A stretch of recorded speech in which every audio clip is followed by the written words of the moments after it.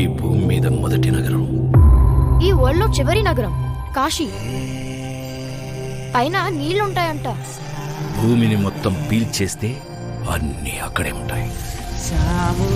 ఈ లోకంలో ఉన్నది కాంప్లెక్స్ ఒక్కటే, దేవుడు ఒక్కడే సుప్రీం యాస్కిన్. నీలాంటోడు ఎంత మందిని రక్షించొచ్చో తెలుసా? నేను రక్షించాల్సిందే ఒక్కడిని. 6000 సంవత్సరాల క్రితం కనిపించింది. ఇప్పుడు మళ్ళీ ఆ పవర్ వచ్చిందంటే ఇక వెలుగు వచ్చే సమయమైంది.